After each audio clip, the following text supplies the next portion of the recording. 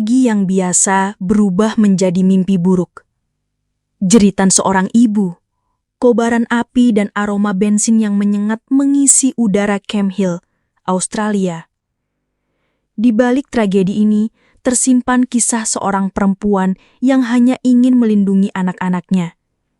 Tapi justru dibakar hidup-hidup oleh pria yang pernah ia cintai. Selamat datang di WSS Masa Bercerita, tempat di mana kisah-kisah kelam dibuka lembar demi lembar. Hari ini, kita akan menyelami kisah nyata yang mengejutkan Australia dan dunia. Kisah tentang kekerasan, pengabaian hukum, dan seorang ibu yang berjuang sampai nafas terakhirnya. Hannah Clarke. Sekarang kita masuk ke ceritanya. Hannah Clarke adalah sosok penuh cahaya. Lahir pada 8 September 1988, ia tumbuh menjadi perempuan yang hangat, kuat, dan penuh semangat. Di usia 31 tahun, Hannah adalah seorang ibu dari 3 anak yang sangat ia cintai. Alia, Layana, dan Trey. Pada usia 19 tahun, Hannah bertemu dengan Rowan Baxter di Brisbane, Australia. Mantan pemain rugby asal Selandia Baru. Rowan 11 tahun lebih tua, pernah menikah dan tinggal dengan mantan istrinya. Alasan katanya demi anak mereka. Meskipun banyak tanda bahaya, termasuk keraguan dari ibunya, Sue Clarke, Hannah tetap jatuh cinta. Sedangkan Hannah adalah wanita muda yang ceria, penuh energi dan sangat mencintai dunia kebugaran. Mereka bertemu di pusat kebugaran tempat Hannah berolahraga, yang juga dimiliki oleh Rowan. Tidak butuh waktu lama bagi hubungan mereka untuk menjadi serius. Rowan tampil sebagai pria romantis dan perhatian. Namun seiring berjalannya waktu, sifat aslinya mulai muncul. Pelan tapi pasti. Setelah menikah, Hannah mulai merasakan adanya perubahan. Rowan menjadi semakin mengontrol. Ia mulai mengatur pakaian yang boleh dan tidak boleh dipakai Hannah. Bahkan saat Hannah memakai pakaian renang, Rowan marah karena menurutnya itu mengundang perhatian pria lain. Hannah dilarang berteman dengan pria, bahkan pria yang sudah beristri. Pesan-pesan teksnya dicek, media sosialnya dipantau dan setiap aktivitasnya selalu diawasi.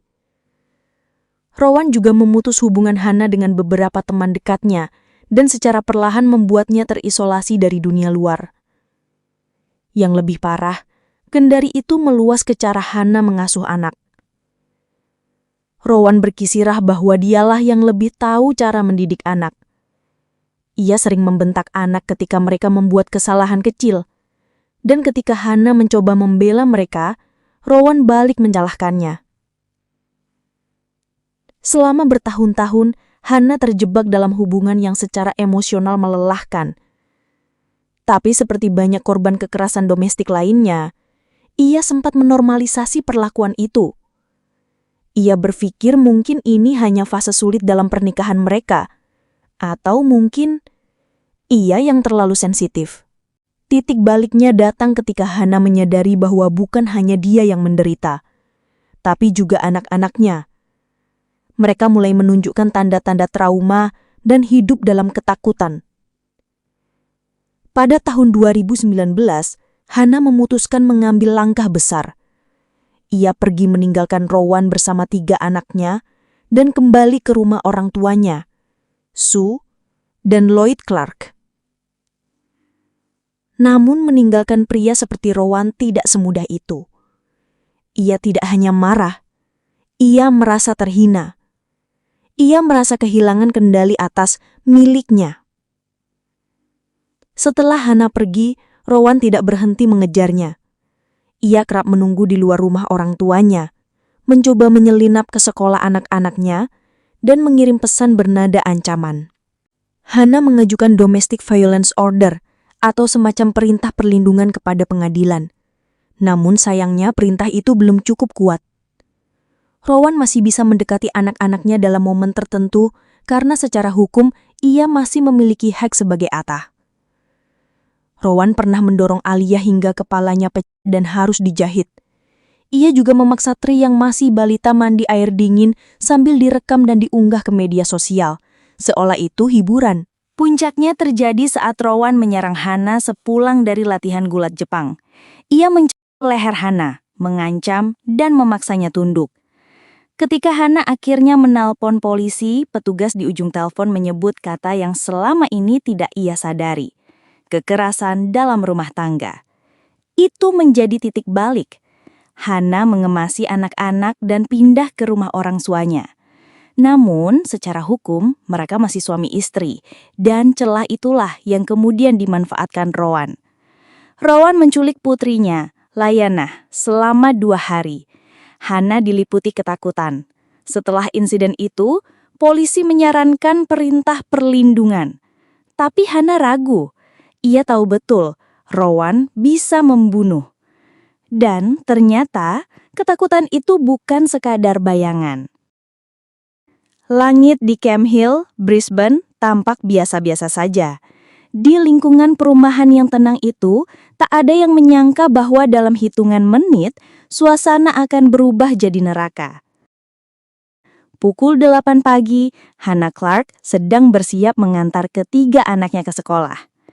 Olivia, 6 tahun. Layanah, 4 tahun. Trey, 3 tahun. Mereka naik ke mobil Kia Sportage putih milik Hannah yang terparkir di depan rumah orang tuanya di Raven Street. Tak ada tanda bahwa pagi ini akan menjadi pagi terakhir mereka bersama. Tapi Rowan Baxter, mantan suami Hannah, sudah memiliki rencana. Rencana itu sudah ia susun matang-matang. Ia menyembunyikan sekaleng bensin di dalam mobil. Ia menunggu waktu yang tepat.